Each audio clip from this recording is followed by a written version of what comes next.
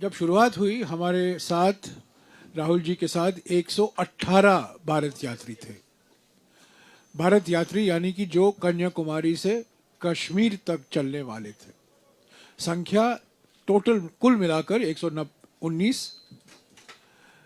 चलते चलते हमने देखा कि अलग अलग राज्यों से कांग्रेस कार्यकर्ता भी चल रहे थे,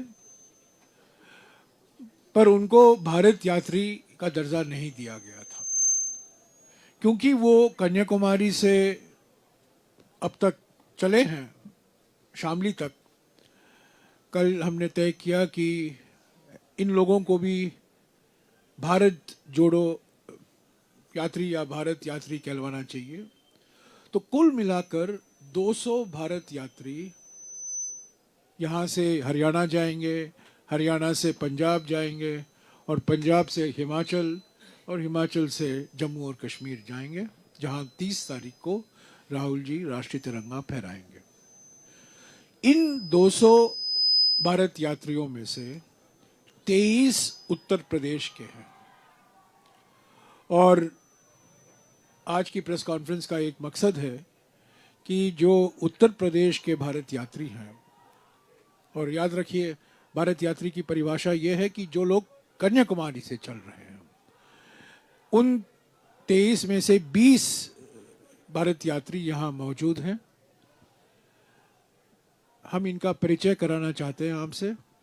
मैं हर एक से गुजारिश करूंगा कि संक्षिप्त में 1.5 या 2 मिनट के अंदर अपना परिचय दें, किस ज़िले से आते हैं और क्यों वो भारत जोड़ो यात्रा में भाग ले रहे हैं। तो इनके बाद, इन 20 भारत यात्रियों के परिचय के बाद मैं आपको और कुछ जानकारी दूंगा भारत जोड़ो यात्रा के बारे में, और तब आप सवाल पूछ सकते हैं। ओके, शुरू कीजिए संक्षिप्त में, एक एक करके।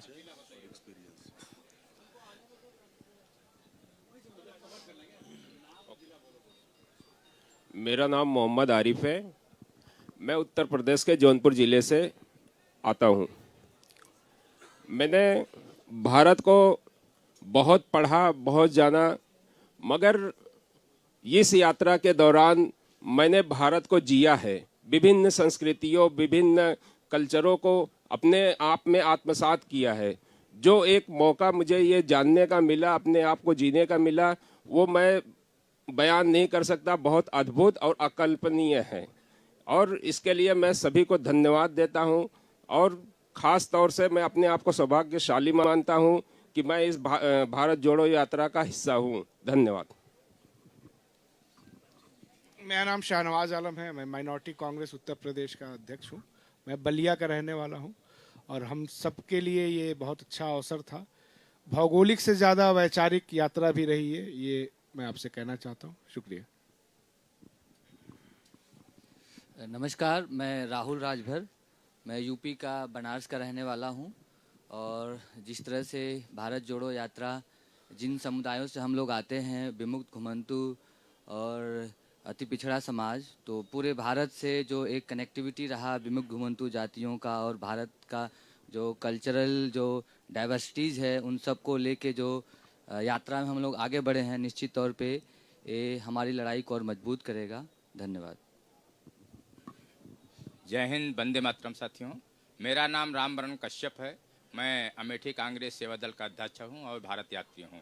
मैं इतना ही कहूंगा, मैं इस महायज्ञ भारत जोड़ो यात्रा का हिस्सा हूं। अपने आप को बहुत सौभाग्यशाली मानता हूं। धन्यवाद।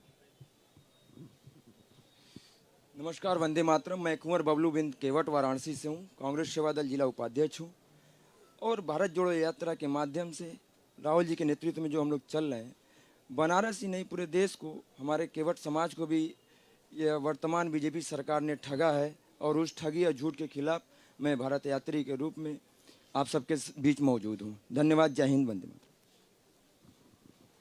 मेरा नाम प्रतिभा अटल पाल है, और मैं उत्तर प्रदेश के कानपुर ज़िले से आती हूँ। वर्तमान में मैं उत्तर प्रदेश कांग्रेस कमेटी की सचिव हूँ, और बहुत सौभाग्यशाली हूँ कि उत्तर प्रदेश से एक महिला होने के नाते मुझे ये सौभाग्य प्राप्त हुआ कि इस भारत जोड़ो यात्रा का मैं हिस्सा हूँ। और बहुत अच्छा अनुभव रहा इस यात्रा, तो अलग अलग प्रदेशों की संस्कृति को जानने का मौका मिला। जय हिंद, जय भारत। धन्यवाद। नमस्कार, मैं केशव चंद्र यादव उत्तर प्रदेश के देवरिया जनपद से हूं और इस भारत जोड़ो यात्रा में साथ में चल रहा हूं। देश के अंदर सामाजिक, आर्थिक और वैचारिक जो वैमनस्यता बढ़ी है, जो एक लूट बढ़ी है, उसके खिलाफ जो देश के अंदर जनता के बीच में जो गुस्सा है, जो संघर्ष है, और श्री राहुल गांधी जी जिस तरीके से उन भावनाओं को लेके, आम जनता के सवालों को लेकर जिस तरह से निकले हैं सड़कों पर लोगों को जोड़ने के लिए, हम सभी उनके साथ जुड़ के चल रहे हैं। ये हमारे लिए भी एक बहुत ही अच्छा अनुभव है और देश के विभिन्न हिस्सों से गुजरने के बाद ये आपसे कह सकते हैं कि सबकी जो भावनाएं हैं वो कहीं ना कहीं देखने को मिली कि एक हैं। सब चाहते हैं कि मुल्क में शांति हो, एकता हो, देश के अंदर जो ढांचागत विकास की जो चीज़ें चल रही थी वो चलती रहें। आप सबको धन्यवाद। जय जगत साथियों, मेरा नाम शेष नारायण ओझा है।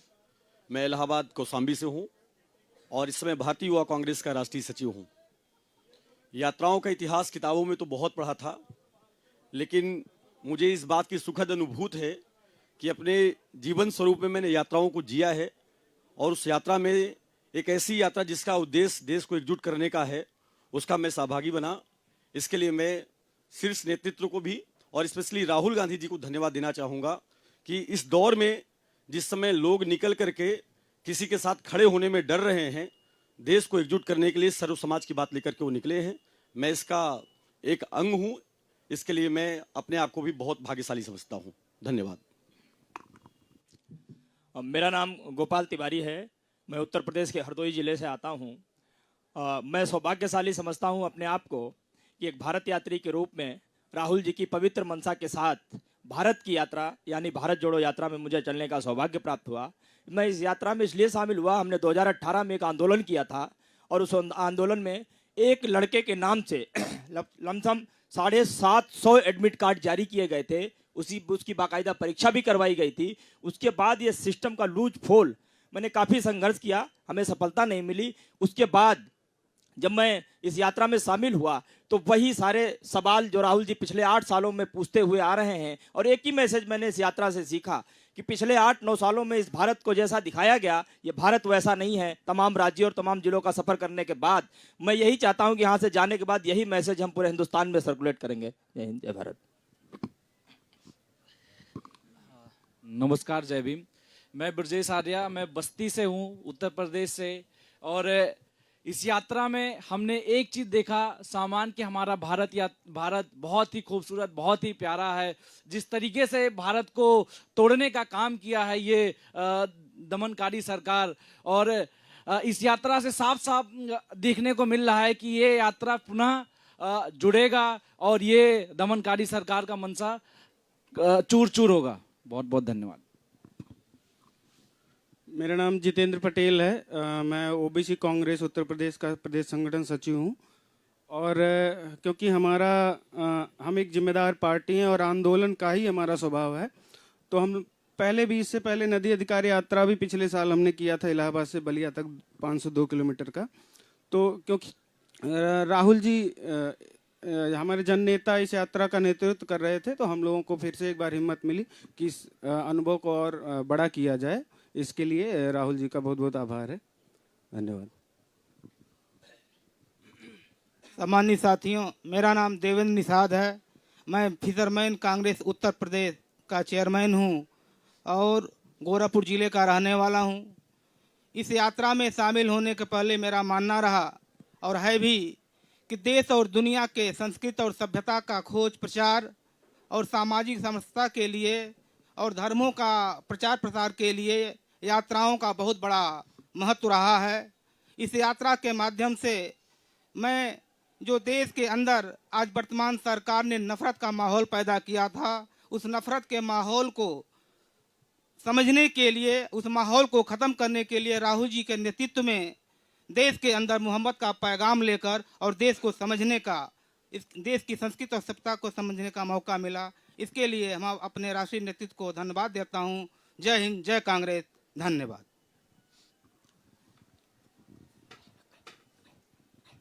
जय कांग्रेस, जय हिंद, जय भीम। हम वाराणसी के रहने वाले हम राजेंद्र प्रसाद हैं।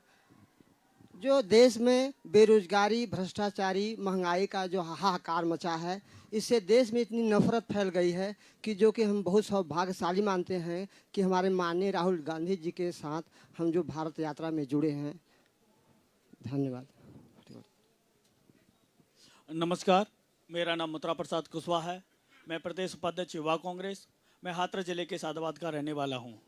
भारत जोड़ो यात्रा में मैं कन्याकुमारी से राहुल जी के साथ चल रहा हूं, क्योंकि आज देश में नफरत और भय का माहौल तैयार करके जो देश को लूटने की और जो देश को बेचने की क्रिया चल रही है, मैं उसके खिलाफ राहुल जी के साथ जुड़ा हुआ हूँ।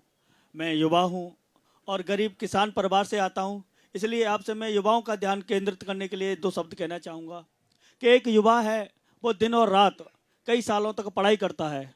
उसके माता पिता अपने ज़िंदगी भर की कमाई पूंजी को उसकी पढ़ाई में लगा देते हैं और ज़रूरत पड़ती है तो अपने गहने और ज़मीन भी बेच देते हैं। ऐसे युवाओं को एक नौकरी की तलाश होती है।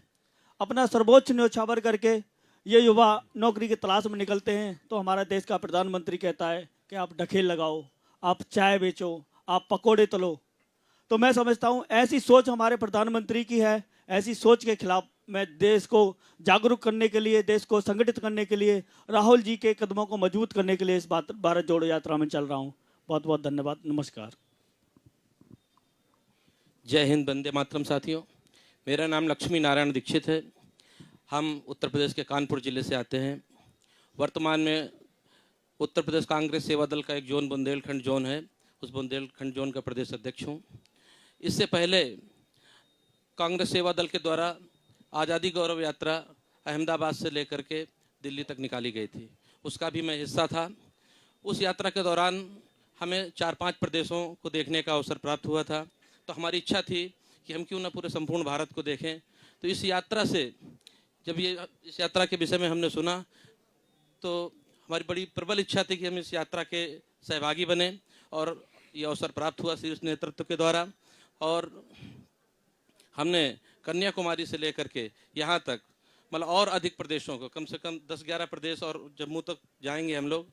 तो इससे हमें काफ़ी प्रदेशों को देखने का अवसर प्राप्त हुआ और हम ये चाहते हैं कि और इसके आगे भी और यात्रा हो, जो शेष प्रदेश बचे हैं उनको भी देखने का अवसर प्राप्त हो हमारे साथियों को। बहुत बहुत धन्यवाद। जय जगत साथियों, मेरा नाम अक्षय यादव क्रांतिवीर है। मैं इलाहाबाद उत्तर प्रदेश से आता हूँ। मैं छात्र हूँ इलाहाबाद विश्वविद्यालय का और इसी मुद्दे पे मैं भारत जोड़ो यात्रा में चल रहा हूँ। आज उत्तर प्रदेश में भ्रष्टाचार का हब बन चुका है। पेपर लीक ट्रेडमार्क हो चुका है। चाहे यूपीएसआई हो, टेट हो, सुपर टेट हो, एसएससी हो, पेट अभी एग्जाम हुआ, सभी में ज़्यादातर पेपर लीक कराकर हमारे छात्रों नौजवानों के भविष्य के साथ खिलवाड़ किया जा रहा है। भ्रष्टाचार का हब बन चुका है। उसके साथ साथ यह भारत जोड़ो यात्रा नफरत के खिलाफ और हिंसा के खिलाफ यह यात्रा है, जहां सत्ता की गलियारा में राजनीतिक रोटियां सेकने के लिए लोग जाति और धर्म को लेकर लोगों में नफरत की बीज बो रहे हैं। मुद्दा हमारा शिक्षा, स्वास्थ्य, रोजगार न होकर मंदिर मस्जिद पर केंद्रित कर दिए हैं, लोगों को बरगला दिए हैं। इस मुहिम को तोड़ने के लिए हम लोग जहां लोगों में प्रेम, भाईचारे, सौहार्द और समरसता की एक धारा लेकर कन्याकुमारी से कश्मीर की ओर जा रहे हैं, लोगों के दिलों से दिल जोड़ते हुए, आपसी प्रेम, भाईचारे, मोहब्बत को जोड़ते हुए भारत को जोड़ने के लिए चल दिए हैं। जय हिंद। नमस्कार साथियों, मेरा नाम सौरभ पाल, मैं उत्तर प्रदेश जिले के आसन से आता हूं। और सांप्रदायिकता जिस तरह से उत्तर प्रदेश में फैली हुई है, उसमें मैं अपनी 2-4 लाइनें बोलना चाहता हूं कि सर कटाकर ना हो शायद जो तकलीफ सर को झुकाकर होगी, सर कटाकर ना हो शायद जो तकलीफ सर को झुकाकर होगी, हमारी आंखों की बिनाई जाती है तो जाने दो, बात मगर सूरज से आंख मिलाकर होगी। धन्यवाद। नमस्कार साथियों, मेरा नाम शाहनवाज मंगल है। मैं लखनऊ का रहने वाला हूँ। मैं बेरोजगारी, महंगाई और नफरत का जो माहौल देश में फैला है, उसके खिलाफ राहुल गांधी जी का साथ देने के लिए, उनके कदमों को मजबूत करने के लिए मैं भारत यात्री बना। उसके लिए मैं राहुल जी का और कांग्रेस पार्टी का शुक्रिया अदा करता हूँ। धन्यवाद। जय हिंद, वंदे मातरम। साथियों, उत्तर प्रदेश के क्रांतिकारी धरती जनपद बलिया से मैं धीरेन्द्र आनंद मिश्रा, सेवा दल से। और साथियों, मैं आप लोगों को बता देना चाहता हूं कि आज जो इस देश में जो इस देश में जो सत्ता में बैठे हुए लोग हैं, आज साथियों बस एक चीज मैं कहना चाहता हूं कि आजादी से पहले इस देश के लोग गद्दार थे और गद्दारों को इस देश से उखाड़ फेंकने के लिए मैं यहां से जाने के बाद क्रांतिकारी बिगुल फूकूंगा जनपद बलिया से। जय हिंद, जय भारत। नमस्कार, मेरा नाम के शास्त्री है। योगेश्वर श्री कृष्ण की जन्मभूमि मथुरा का रहने वाला हूं। AICC सोशल मीडिया में नेशनल कोऑर्डिनेटर हूं। सबसे पहले मैं हमारे कम्युनिकेशन डिपार्टमेंट के इंचार्ज आदरणीय जयराम रमेश जी, मेरी चेयरमैन सुप्रिया सिरनेत जी को धन्यवाद देना चाहता हूं कि उन्होंने मुझे भारत यात्री बनने का मौका दिया।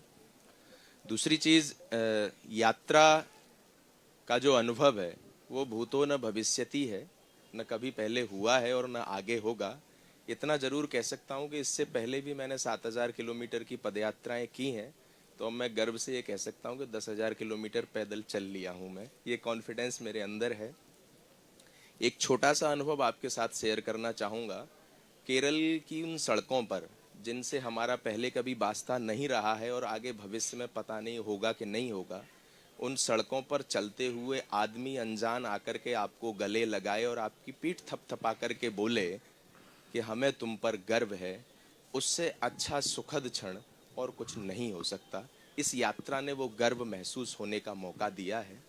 दूसरी चीज, जब हम इस यात्रा में चल रहे थे तो केरल, कर्नाटक, आंध्रा, तेलंगाना और महाराष्ट्र तक इस यात्रा पर ये सवाल उठाए गए कि लड़ाई जब नफरत के खिलाफ है और भाजपा के खिलाफ है तो ये यात्रा उत्तर प्रदेश क्यों नहीं जा रही है या 5 दिन ही क्यों जा रही है।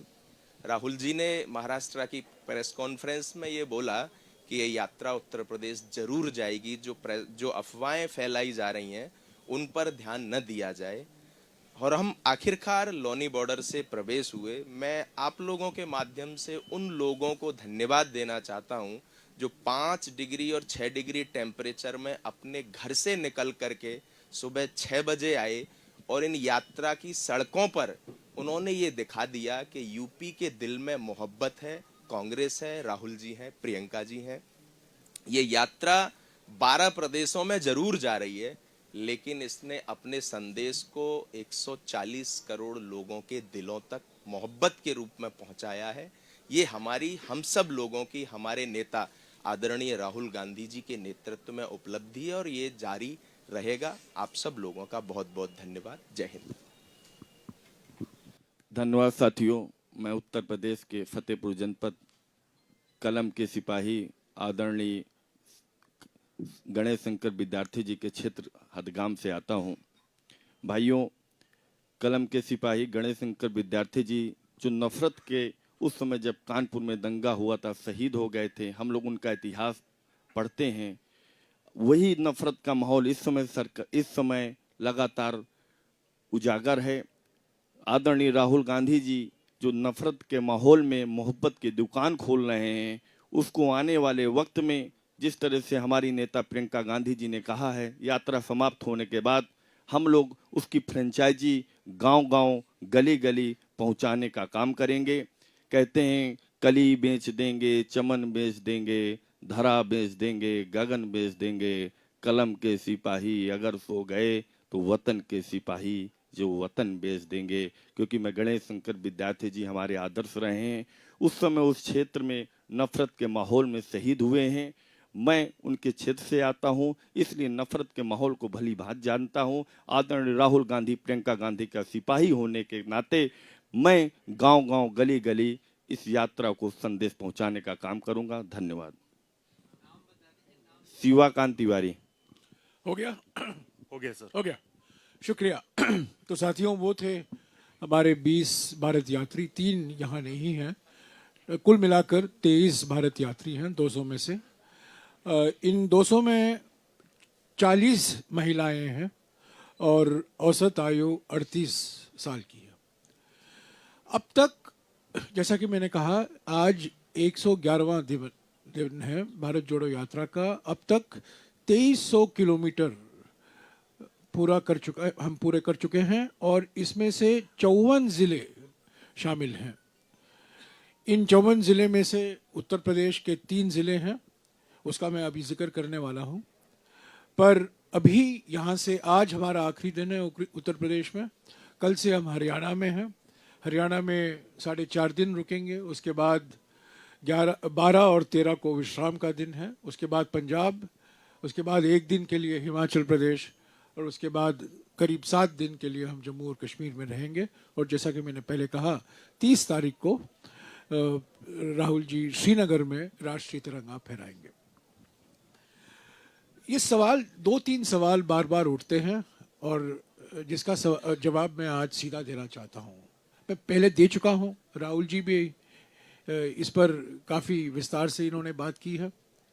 पहला सवाल उठता है, जब आप इतना लंबा भारत जोड़ो यात्रा निकाल रहे हो, उत्तर प्रदेश में केवल 3 दिन आप रुके, और जैसा कि जानकारी मैंने दिया, अभी 54 जिले में से 3 जिले उत्तर प्रदेश के हैं। तो आप उत्तर प्रदेश का नजरअंदाज कर रहे हैं भारत जोड़ो यात्रा में, ये आरोप लगाया जाता है। मैं इसका पूरा खंडन करना चाहता हूं। ये यात्रा कन्याकुमारी से लेकर कश्मीर तक है।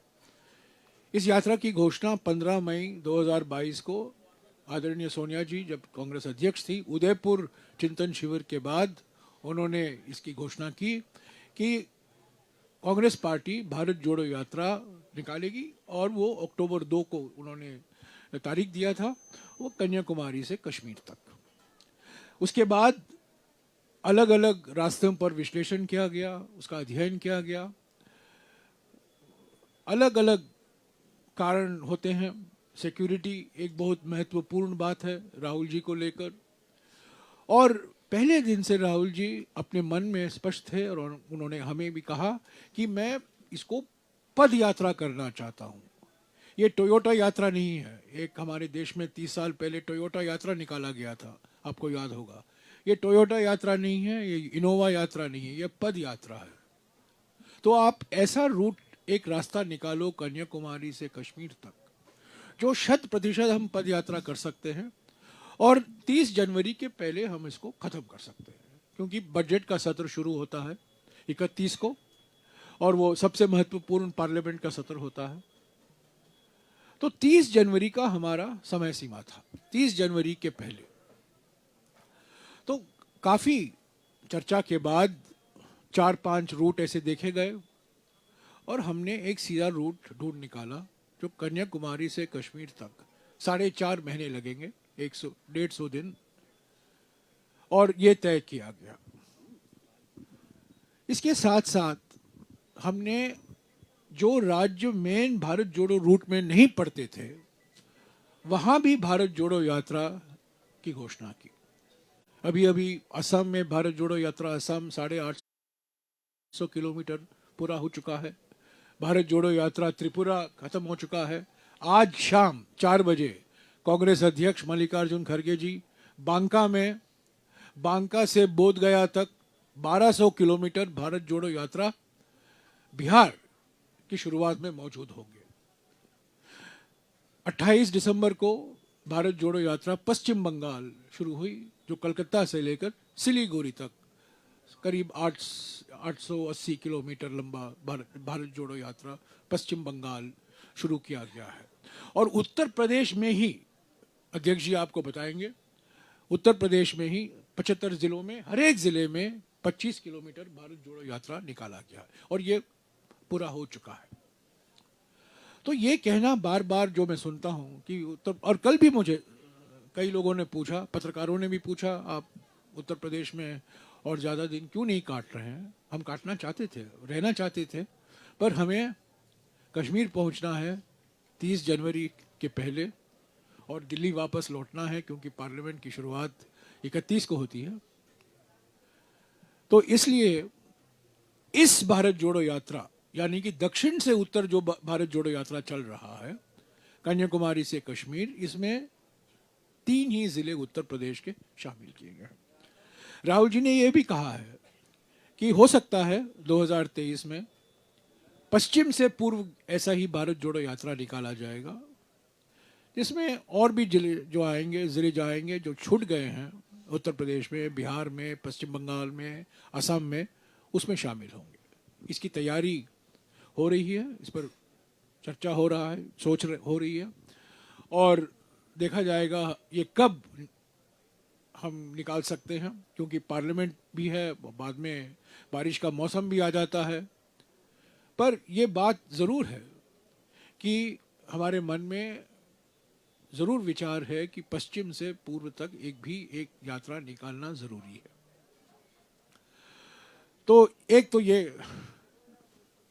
आलोचना मुझे सुननी पड़ती है हमेशा कि उत्तर प्रदेश के ज़्यादा ज़िले क्यों नहीं लिए गए। दूसरी बात जो बार बार उठाते हैं और ख़ास तौर से बीजेपी वाले उठाते हैं, इसका मैं सीधा खंडन करना चाहता हूं कि भारत टूट नहीं रहा है, ये भारत जोड़ो यात्रा क्यों निकाले हैं आप।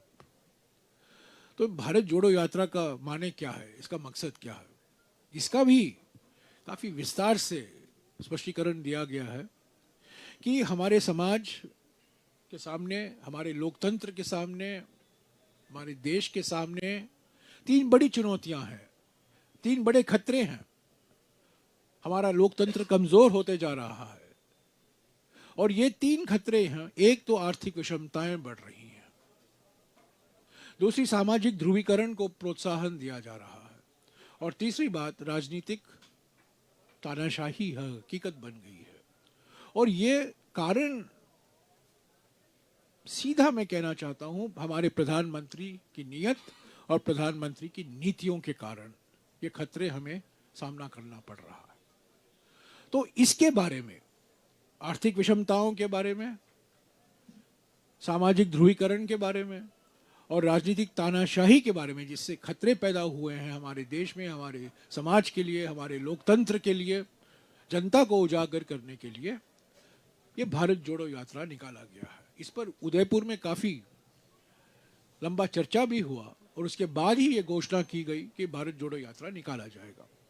ये भारत जोड़ो यात्रा मन की बात की यात्रा नहीं है। ज़्यादातर राहुल जी बोलते कम हैं, सुनते ज़्यादा।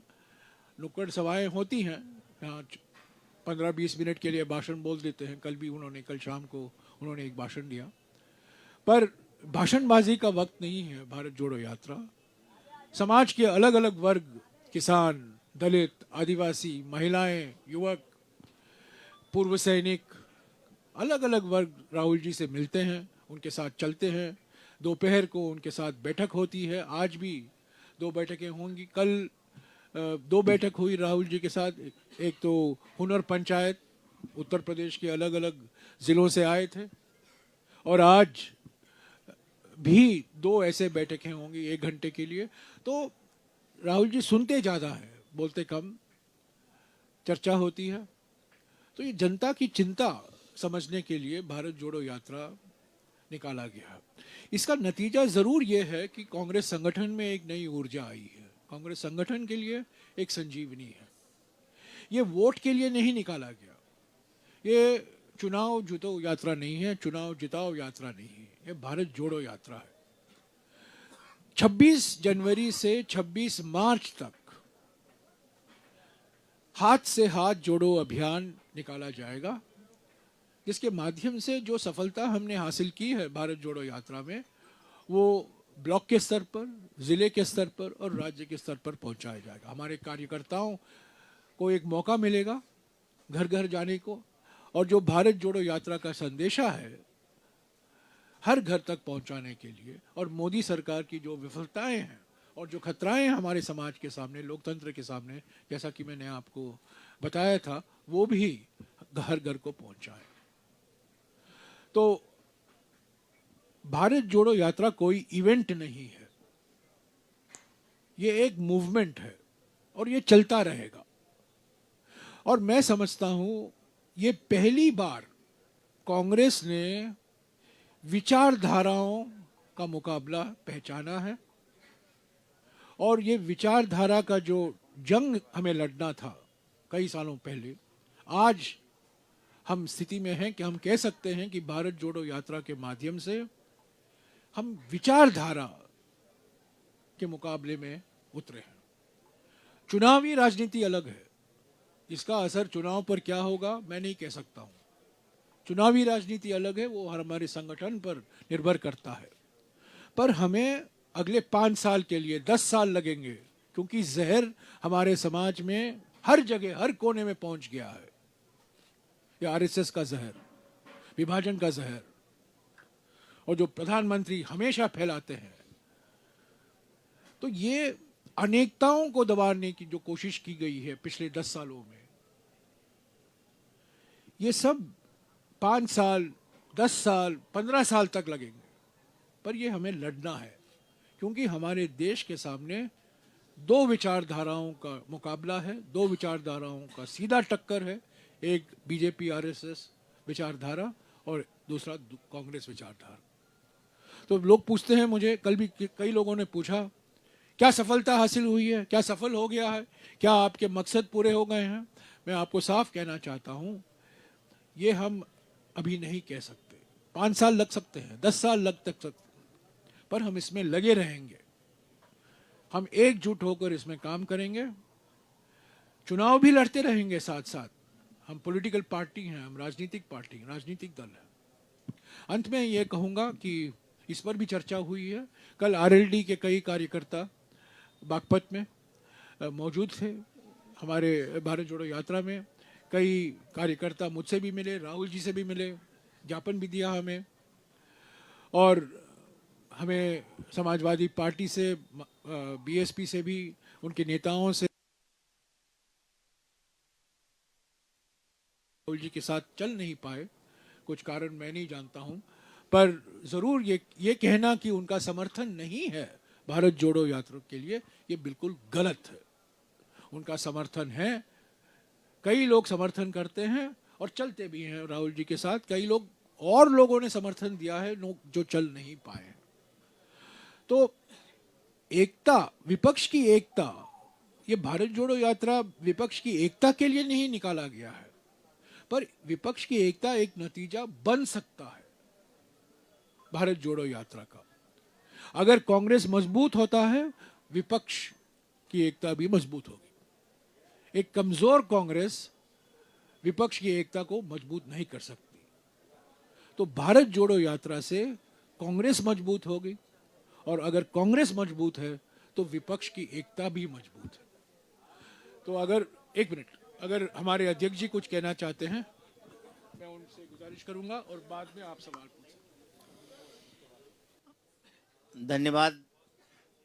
जहाँ तक अभी आदरणीय सांसद जी ने बताया कि उत्तर प्रदेश 75 जिलों का प्रदेश है, और वह एक एक प्रदेश में, एक एक जिले में हमारा जो 6 हिस्से हैं, अलग अलग 6 प्रांत बना करके 6 लोगों को जिम्मेवारी दी गई है। हर एक प्रांत में 12 से 13 जिले हैं, और प्रत्येक जिले के मुख्यालय से 25 किलोमीटर की पद यात्रा हमारे जो सम्मानित प्रांतीय अध्यक्ष हैं उनकी देखरेख में लगातार चली है 8 तारीख से 22 तारीख तक। उनमें से 12 जगह मैं स्वयं गया हूं, 12 जगह जाकर के 12 पॉइंट बनाए थे, उनमें मैं स्वयं गया हूं। सुबह से जिला मुख्यालय से निकलता था, और जो हमारा एरिया था 25 किलोमीटर चलने के बाद समूचे दिन में शाम को समाप्त किया करते थे। तो इस तरीके से भारत जोड़ो यात्रा उत्तर प्रदेश में लगातार चली है। और आज जब हमारे बीच से आदरणीय राहुल गांधी जी जब प्रवेश किया उन्होंने उत्तर प्रदेश में, तो हजारों की संख्या में लोग उनके स्वागत में गए हैं। उसका कारण यही था कि हमने पहले से उत्तर प्रदेश के एक एक जिले में जाकर के भारत जोड़ो यात्रा करके उद्देश्य बताया कि भारत को जोड़ने के लिए आदरणीय राहुल गांधी जी क्यों निकले हैं। क्योंकि देश में जिस तरीके की अराजकता है, चाहे वो बहन हो चाहे बेटी हो, आए दिन अखबारों में छपा रहता है, और इसके बाद भी यहाँ की सरकार कहती है हमारा प्रदेश उत्तम प्रदेश। किस चीज में उत्तम है? बेरोजगारी में। किस चीज में उत्तम है? गरीबी में। किस में उत्तम है? महंगाई में। तरह तरह की भी जो उपाधियां मिली हैं उन्हें उत्तर प्रदेश को अव्वल करने में, तो उनको कम करना चाहते हैं हम। देश के अंदर, प्रदेश के अंदर जो बेरोजगारी है उसके मुकाबले के लिए ये भारत यात्रा जो निकली है। हम युवाओं को जोड़ रहे हैं, हम बेरोजगारों को बता रहे हैं कि आपकी बेरोजगारी का कारण क्या है। हम अन्याय अत्याचार झेल रहे हैं, हम उन्हें बता रहे हैं कि हमारे साथ अन्याय अत्याचार क्यों हो रहा है। और ये सब कारण आकर के आते हैं तो जिस देश में और प्रदेश में जब से ये भारतीय जनता पार्टी आई है तब से इनमें सबसे ज्यादा ग्राफ बढ़ा है। इस ग्राफ को कम करने के लिए आदरणीय राहुल गांधी जी ने कन्याकुमारी से चल करके समूचे देश में इन तीनों मुद्दों को लेकर के यात्रा की है। वैसे तो वो चाहते थे कि हम पार्लियामेंट में इन पर चर्चा कराएं कि हमारा देश और प्रदेश बेरोजगारी में जो अव्वल होता जा रहा है वो कैसे रूटीन में आए, कैसे बेरोजगारी कम हो। हमारा प्रदेश जो उत्तर प्रदेश है, इस उत्तर प्रदेश में जिस तरीके का अन्याय अत्याचार बढ़ा हुआ है जाति और धर्म के नाम पर, इसको हम कैसे कम करें, कैसे ठीक करें, इसके लिए यात्रा है। लेकिन सदन में जब चर्चा नहीं करने दी गई तो पर आदरणीय राहुल गांधी जी ने सोचा कि तुम संसद में चर्चा नहीं करने दोगे तो क्या सड़क पे भी नहीं करने दोगे। उन्होंने निर्णय लिया और कन्याकुमारी से लेकर कश्मीर तक जो चर्चा कराते चले आ रहे हैं। युवा देख रहे हैं, आज हम भैया के साथ थे, जितनी कतार में लगे थे लोग, बेरोजगार थे, नौजवान थे, वो चाहते हैं कि फिर से कांग्रेस आए, क्योंकि उत्तर प्रदेश में जब से भाजपा की सरकार आई तब से एक ही काम चल रहा है, अन्याय अत्याचार और लूट। इनको सबको रोकने के लिए युवा एकदम से आदरणीय राहुल गांधी जी के साथ चलने को तैयार है, बेरोजगार एकदम से उनके साथ चलने को तैयार है। जिनके साथ अन्याय अत्याचार हो रहा है, चाहे धार्मिक हो चाहे आर्थिक हो, सब मिलकर के फिर से आदरणीय राहुल गांधी जी के साथ चल करके इस देश को बचाना चाहते हैं। देश, अब वो कहते हैं कैसे टुकड़े हुए देश के, देश तो एक है। मैं कह रहा हूं कि ये देश के कितने टुकड़े किए हैं, नफरत फैला करके। कभी भेल को बेच रहे हैं तो कभी रेल को बेच रहे हैं, कभी हवाई अड्डे बेच रहे हैं तो कभी हवाई जहाज बेच रहे हैं। तो ये टुकड़े टुकड़े करके बेचने वाले लोग, इन्हें हम ये देश बेचने नहीं देंगे। इसलिए आदरणीय राहुल गांधी जी कन्याकुमारी से चल के कश्मीर तक जाकर के ये चर्चा कर रहे हैं कि इस देश को बचाओ, साथ चलो। इसलिए हम सब मिलकर के आदरणीय राहुल गांधी जी के इस भारत जोड़ो यात्रा में जुटे हुए हैं। धन्यवाद। सर एक मिनट, मैं एक बात और कहना चाहता हूँ, भूल गया कि पिछले 2 दिन से बागपत और शामली में सबसे बड़ा खतरा ठंड से नहीं था पर सड़कों की हालत से था। मैं कन्याकुमारी से चल रहा हूँ और रोज 21, 22, 23 किलोमीटर चल लेता हूँ, पर जो मैंने कल और आज देखा है बागपत और शामली में, मैंने और किसी राज्य में नहीं देखा। सबसे बड़ा खतरा सड़कों से मिला और आज मुझे 4 या 5 बार बचना पड़ा। ये कभी नहीं हुआ था।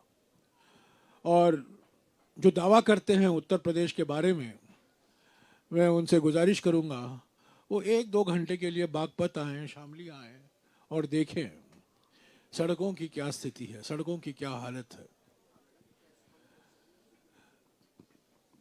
आपके सवाल हैं?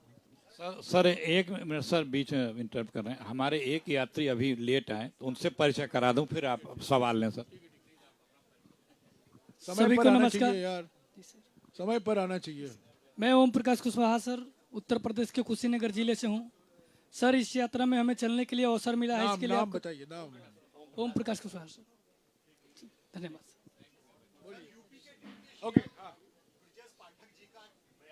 मैंने इसका जवाब दे दिया है। बार बार ब्रजेश पाठक के सवाल के बारे में मुझे पूछने की कोई जरूरत नहीं है।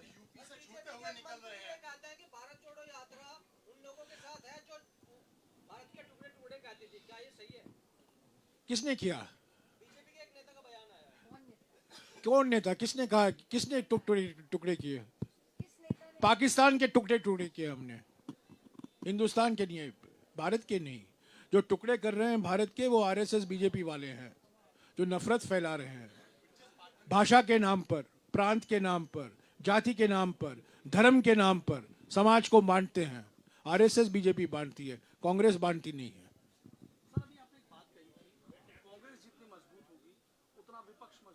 जैन चौधरी आपके साथ आ गए, भले ही वो यात्रा में शामिल नहीं हुए हैं, लेकिन आपको समर्थन दिया है। कल हमने बागपत में शामिल में देखा, तमाम उनके कार्यकर्ताओं में भी ऐसा उत्साह है कि जैसे वो कांग्रेस के कार्यकर्ता है। लेकिन आपको लगता है कि इस तरीके से पश्चिम से पूरब तक एक बड़ा संदेश जाएगा, और क्या साइकिल और हाथी का भी साथ भविष्य में मिल सकता है बात भारत जोड़ने की? 2024 के संदर्भ में जो तैयारी करनी है अभी शुरू नहीं हुआ है। विपक्ष की पार्टियों एक होकर उनके आपस में जो बातचीत होनी चाहिए, एक सकारात्मक कार्यक्रम बनाने की ज़रूरत है, उसकी शुरुआत अभी नहीं हुई है। वो होगा। उसके पहले 2023 में 9 राज्यों में चुनाव है, उसका सामना हमें करना है। उसके बाद ही 2024 में क्या होगा उस पर सोच विचार होगा। पर मैं ये कह सकता हूँ कि जो समर्थन हमें मिला है, हालांकि वो नहीं थे समाजवादी के कोई रिप्रेजेंटेटिव नहीं थे, बीएसपी के कोई सदस्य नहीं थे, आरएलडी के कार्यकर्ता काफ़ी भारी मात्रा में कल मौजूद थे, कल दोपहर को और कल शाम को। तो ये सब अच्छा सकारात्मक संकेत है और मैं विश्वास करता हूँ कि इसी भावना के साथ हम आगे चलेंगे और एक मजबूत ऑपोजिशन विपक्ष का एक कार्यक्रम हम बना सकते हैं।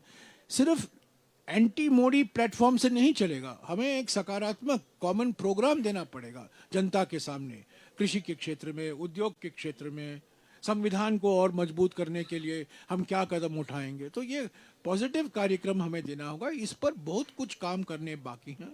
आपने भी एक बहुत अच्छी बात खुद एक्सेप्ट की है सर आपने, कि 5 साल लग सकते हैं, 10 साल लग सकते हैं, यानी इस बात को आप स्वीकार कर रहे हैं कि चुनौतियों का बहुत बड़ा पहाड़ आपके सामने है। ये यात्रा को पहले ही निकालना चाहिए। ये मेरा विचार है, मैंने पब्लिकली भी कहा है, बार बार कहा है कि कुछ साल पहले हमें निकालना, क्योंकि हम विचारधाराओं की लड़ाई में है, सिर्फ चुनावी लड़ाई में नहीं है। ये विचारधारा की लड़ाई है और हमने जो विचारधारा की लड़ाई से हम थोड़ा पीछे हट गए थे, क्योंकि हम चुनाव में व्यस्त थे। हमेशा हम एक चुनाव के मशीन बन गए थे, तो हमें अभी एक विचारधारा का मशीन बनना है। एक एक करके सभी को मौका मिलेगा। सॉरी,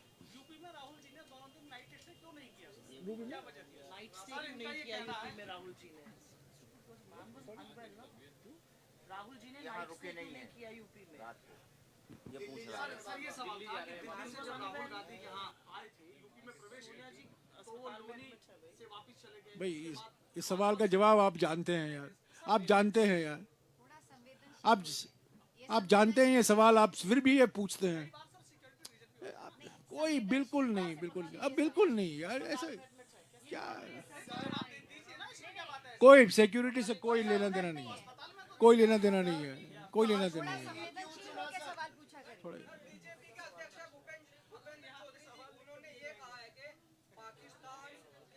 देखिए प्लीज एक आदमी एक बार सवाल हेडलाइन के लिए जवाब नहीं दूंगा, ठीक है? आप मुझे गंभीर सवाल पूछिए, मैं उसी गंभीरता से मैं जवाब दूंगा। हेडलाइन के पूछे फलाना ने ये कहा, आपका क्या रिस्पांस है, मैं ऐसे सवालों को जवाब नहीं दूंगा। सॉरी।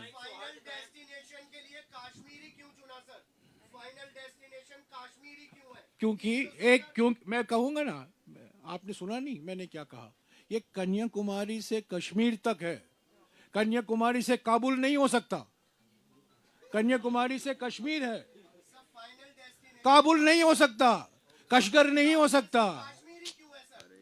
आपने हिंदुस्तान का नक्शा देखा है? आपने हिंदुस्तान का नक्शा देखा है? उत्तर की कोने में कौन सा राज्य है हमारा? बताइए ना, मैं आपसे सवाल पूछ रहा हूँ, बताइए।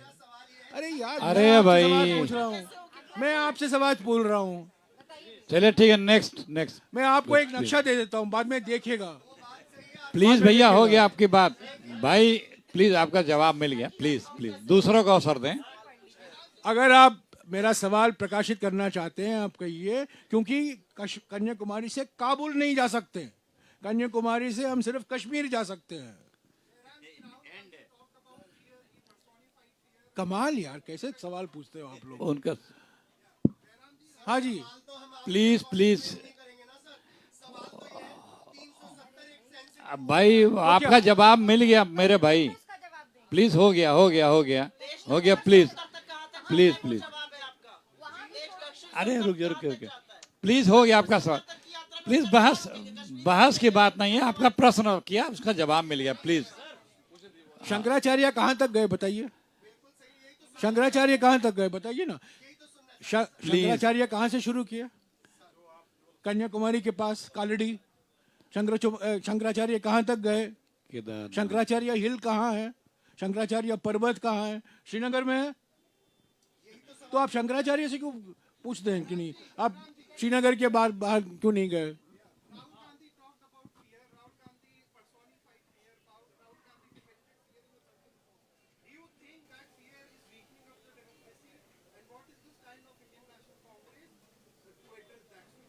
Sorry? There is fear that Rahul Gandhi addresses against. What is the fear and how will the Indian National Congress address the fear? What fear? Fear in the country, डरो मत जो वो कहते हैं, वो कौन सा डर है? मैं समझा नहीं आपका सवाल, पर मैं समझा नहीं। हमने कहा है आज, हाँ सुनाई देगा, आप पूछिए, आराम से पूछिए।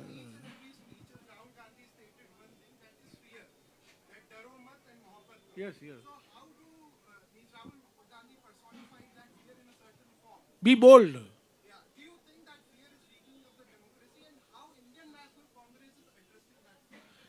The only way to reduce fear is to strengthen democratic institutions. Follow the constitution. Strengthen constitutional institutions. Strengthen the media. Strengthen the judiciary. Strengthen parliament. Strengthen laws. वही तो कह रहे हैं। अगर आप किसानों की समस्याओं को सही तरीके से हल नहीं करोगे तो किसान डरे रहेंगे। आप युवकों को बेरोजगार बनाओगे तो युवक डरे रहेंगे।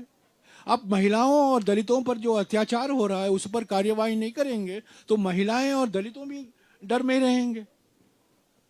तो अगर आपके मन में ये है कि आप संविधान के जो प्रावधान हैं उसको सही तरीके से लागू करेंगे, जो संवैधानिक संस्थाएं हैं उस पर हस्तक्षेप नहीं करेंगे और उनको और मजबूत बनाएंगे, तो ये जो डर का माहौल है, आज माहौल क्या है? डर का माहौल है, भय का माहौल है। तो लोकतंत्र से ही इसको हटाया जाएगा। इसीलिए तो कांग्रेस पार्टी ने भारत जोड़ो यात्रा निकाला है, ताकि लोगों तक हम ये संदेशा पहुंचा सकें कि हम उनके साथ हैं, डरिए मत, हम आपकी लड़ाई लड़ेंगे। हमारी लड़ाई तो है, हमारी लड़ाई तो चुनावी लड़ाई है, पर आपकी लड़ाई जो है रोजाना लड़ाई है, रोजगार के लिए है, महंगाई के खिलाफ है, बेरोजगारी के खिलाफ है। तो उसके खिलाफ हम लड़ाई लड़ेंगे आपके पक्ष में। प्लीज भैया, एक आदमी एक सवाल, दूसरे लोगों को मौका दे दें।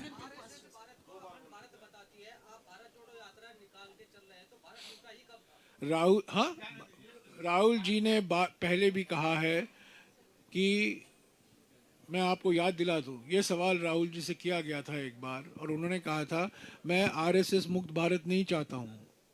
कई लोग हमारे देश में आरएसएस की विचारधारा से जुड़े हुए हैं, पर उनका मुकाबला हमें करना है, उनको समझाना है कि वो तरीका गलत है। जो अनेकताएं हमारे देश में, वो अनेकताओं को सम्मान नहीं दिया जा सकता जिस तरीके से आरएसएस सोचती है। हमारा संविधान है, हम संविधान के आधार पर ये लोकतंत्र चलाते हैं। और जो आरएसएस बीजेपी चाहती है, यूनिफॉर्मिटी चाहती है, समानता चाहती है, कहते हैं कि हम एकता चाहते हैं, पर वास्तव में क्या चाहते हैं कि एकता, बराबर, सब एक ही समान हम सबको देखेंगे। एक बात समझिए, अगर आप हमारे देश की अनेकताओं को दबाएंगे तो हमारी एकता खतरे में है। सबसे बड़ी खतरा हमारे देश में इसी से पैदा होता है कि हम अनेकताओं को सम्मान नहीं देते हैं, हम अनेकताओं को पहचानते नहीं, हम अनेकताओं को राजनीति में सही जगह नहीं देते, उनका जश्न नहीं बनाते। हमारे लोकतंत्र का सिद्धांत क्या है? अनेकता में एकता, यूनिटी इन डाइवर्सिटी। भारत जोड़ो यात्रा का सिद्धांत क्या है? अनेकता से एकता। सिर्फ अनेकता में एकता नहीं, अनेकता से एकता।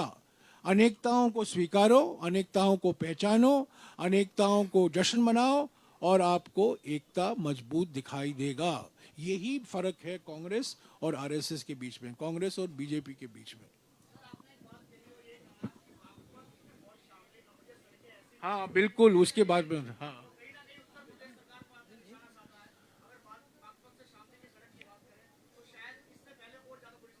देखिए 23 कितने साल हो गए कांग्रेस सरकार उत्तर प्रदेश में? 32 साल हो गए। 32 साल में कितने सरकारें आई, कितने सरकारें आई, और किसी भी सरकार में कांग्रेस का हाथ नहीं था। बिहार में कह सकते हैं कुछ सरकारें ऐसी थी जहां हम गठबंधन में थे। उत्तर प्रदेश में एक भी सरकार 32 साल में कांग्रेस का हाथ नहीं था। और सड़कें की हाल देखिए यहाँ, और ये बागपत और शामली है जो कृषि के नजरिए से बड़े एडवांस जिले हैं, ये गरीब जिले नहीं हैं। हरित क्रांति पहले यहीं आई थी, और हरित क्रांति के प्रांत में अगर सड़कों की हालत ये है तो आप देख सकते हैं पूर्वी उत्तर प्रदेश में सड़कों की हालत कैसी होगी। मैं कई बार आ चुका हूं, और पहली बार सड़कों पर चल रहा हूं, मैं चल रहा हूं। कल मैं 23-24 किलोमीटर चला हूं। नहीं, अरे प्लीज हो गया, आपका जवाब हो गया भैया, अब दूसरों को अवसर दें। हाँ, एक मिनट। पार्टी के महाराष्ट्र के लीडर हैं हुसैन दलवाई आपकी पार्टी के लीडर महाराष्ट्र, उन्होंने यहाँ के मुख्यमंत्री के लिए टिप्पणी की है और कहा है कि भगवा कपड़े पहनने से व्यापार नहीं आएंगे, उद्योग धंधे नहीं आएंगे, आपको थोड़ा मॉडर्न कपड़े पहनने पड़ेंगे, मॉडर्न होना पड़ेगा। ठीक है यार, हुसैन दलवाई मेरे साथ राज्यसभा में सदस्य रह चुके हैं, पर बोल लेते हैं। मैं हमेशा जो बोलते हैं गंभीरता से नहीं लेता हूँ। हाँ,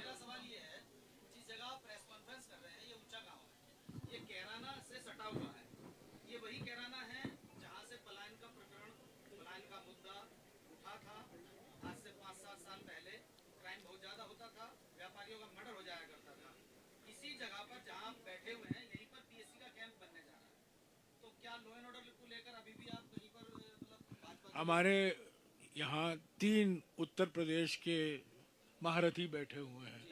एक प्रवक्ता है, एक अध्यक्ष हैं और एक CLP है। मैं उनसे गुजारिश करूंगा इसका सवाल, इन सवाल का जवाब आप दीजिएगा। देखिए, जो दंगे हुए थे उसमें कौन लोग इन्वॉल्व थे आप लोगों को पता है? कौन लोगों का हाथ उन दंगों में था, किन पे मुकदमे हुए थे?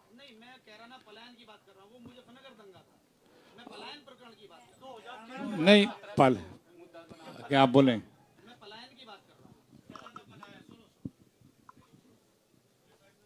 जहाँ तक आप कैराना पलायन की बात कर रहे हैं, ये वही कैराना है जहाँ पे Bharatiya Janata party by election लड़ी थी और हार भी गई थी। ये वही कैराना है। तो मुद्दा भी स्पष्ट है और वहाँ की जनता का जवाब भी स्पष्ट है। अब उसको दोबारा से भारतीय जनता पार्टी, जो उनकी हार हुई थी और बुरी तरह हार हुई थी, और मैं उसके इतिहास में इसलिए नहीं जानना चाहती कि वो सिटिंग सीट थी बीजेपी की, और एक बहुत ही वरिष्ठ भारतीय जनता पार्टी के स्टालवर्ट लीडर थे, उनकी सीट थी, हुकुम सिंह जी की। उनकी बेटी चुनाव लड़ी थी और भारतीय जनता पार्टी उस सीट को बचा नहीं पाई थी। तो पलायन का क्या मुद्दा था और किस तरह से भारतीय जनता पार्टी ने उसकी मार्केटिंग करने की कोशिश की थी, दोनों अलग चीज़ें हैं। मैं इतना कहना चाहती हूँ कि अगर इस तरह की कोई भी घटना है और पलायन की बात अगर है, तो कांग्रेस पार्टी पूरी तरह से संवेदनशील है इस मामले में।